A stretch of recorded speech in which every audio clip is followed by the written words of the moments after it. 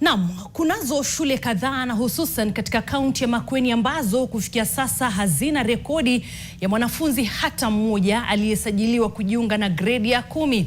Kwingineko kama vile kaunti za Kirinyaga zipo shule zilizosajili mwanafunzi mmoja peke yake.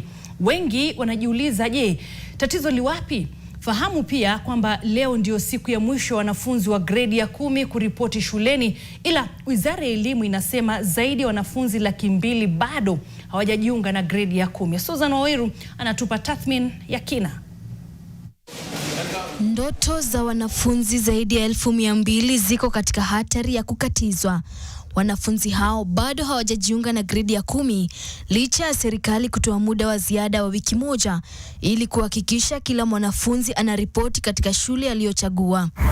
Katika kaunti ya Makueni, baadhi ya shule zimeathirika pakubwa. Shule hii ilitarajia kuwapokea wanafunzi zaidi ya 200 wa gredi ya 10 ila hadi sasa imepokea wanafunzi 4 pekee. The ones that were given have not yet, they are yet to report.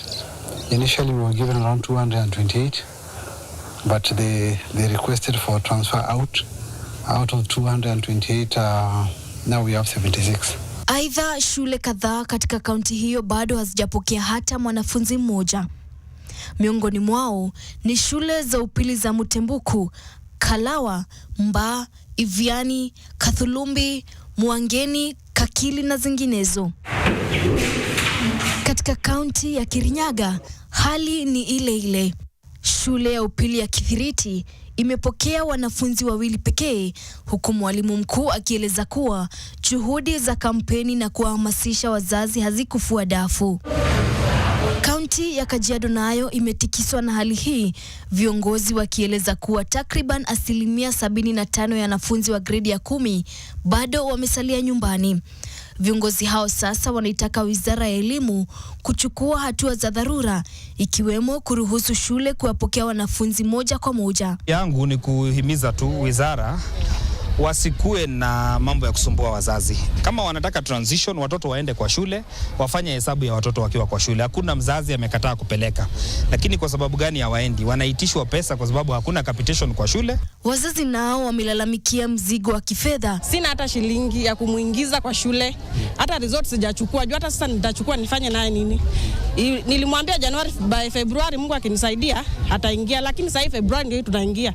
Fona sina, ako tu kwa nyumba. Kwa upande wake, katibu mkuu wa KUPPET tawi la Bungoma Augustine Luketelo ameikosoa vikali serikali kuhusu mfumo wa uteuzi wa wanafunzi wa gredi ya 9 kujiunga na gredi ya 10, akisema umechangia kuhangaisha wazazi. These kids or these students or pupils, they are from very poor families. Some of them, they have failed to join the national schools where they are called for, even extra-county schools. So I want to ask the minister or the ministry to ensure that such students, their bursaries is available on time. Kadri makataa yanavyofikia kikomo, maswali mazito yanaibuka kuhusu utekelezwaji wa mfumo mpya wa elimu na mustakabali wa maelfu ya wanafunzi ambao bado hawajaingia darasani.